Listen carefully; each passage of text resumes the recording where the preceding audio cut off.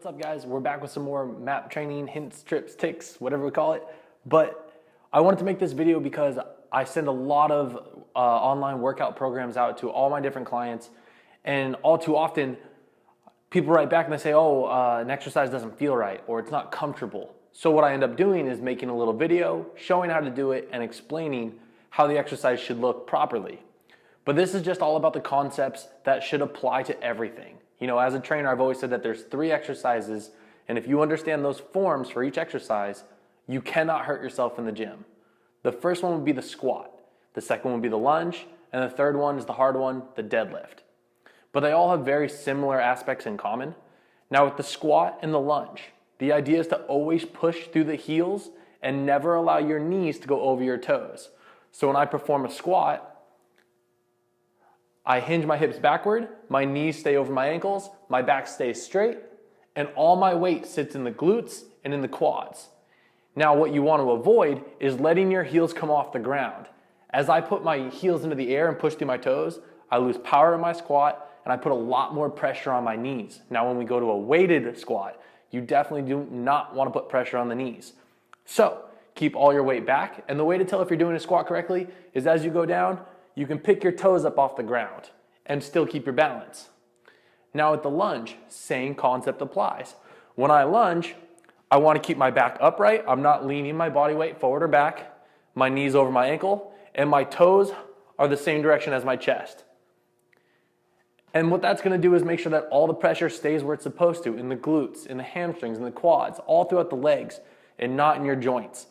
If you struggle with the balance of the lunge, the next easiest thing, try reverse lunge.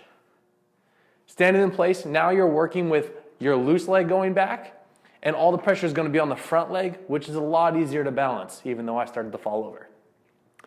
Now finally, all of that incorporates one concept, joint stacking. That applies to every single exercise. The more I can line up my joints at 90-degree angles, the more powerful I'm going to be, and the less pressure there's going to be on my joints. So when I do a chest press, my elbows are at 90 with my shoulder and my wrists are above my elbows. When I do a push-up, same thing. When I do a row, same thing. It applies to every single exercise. The more joints you can put into place and stack together, the more powerful and the safer your exercise will be. Finally, the deadlift. When you do a deadlift, this incorporates flat back. And the back tends to be one of the highest points of injury when it comes to working out. And the reason that is as people bend over and round out their backs like they naturally do, the spine becomes misaligned, all the pressure hits a single point, and snap, completely out of place. So what we want to do is make sure that when we do a deadlift, we load the hips and we push our lower back into our stomach. That's going to tighten up our shoulders and keep our back nice and flat as we go down. So a proper deadlift, my arms are about shoulder distance apart, feet are about hip distance apart. I'm going to push my hips back, bend my knees, and as the bar goes down towards my toes, I'm going to keep my chest facing the ground about a foot in front of me, coming all the way back up to standing like a soldier.